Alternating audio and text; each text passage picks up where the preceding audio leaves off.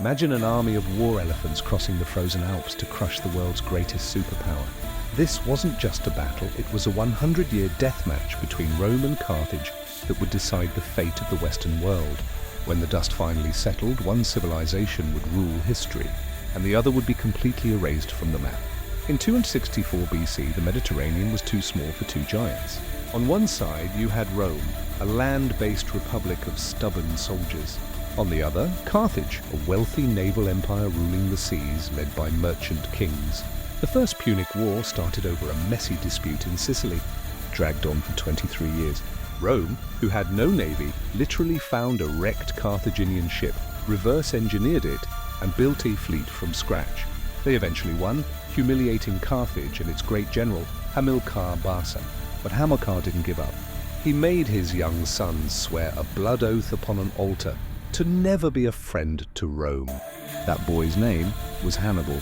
The Second Punic War is where legends are made. In 218 BC, Hannibal does the unthinkable. He doesn't attack Rome by sea. He marches an army over the Alps.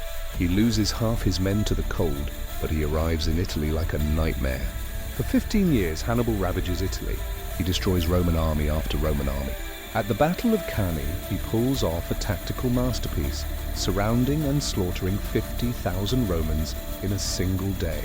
Rome is in panic mode. They are on the brink of extinction.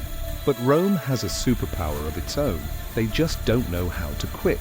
Enter Publius Cornelius Scipio, later known as Scipio Africanus. He's young, he's brilliant, and he's studied Hannibal's tactics.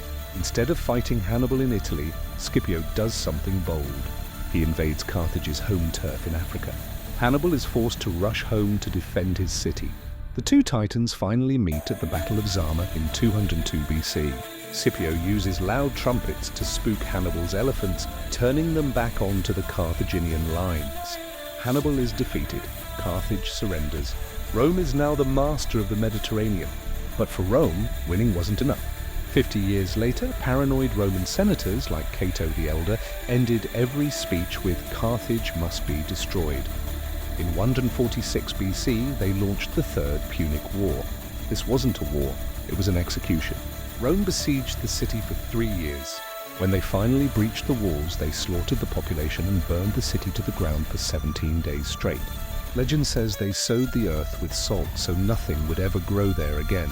Carthage didn't just lose, they were deleted. And Rome? Rome began its journey to becoming the greatest empire the world had ever seen.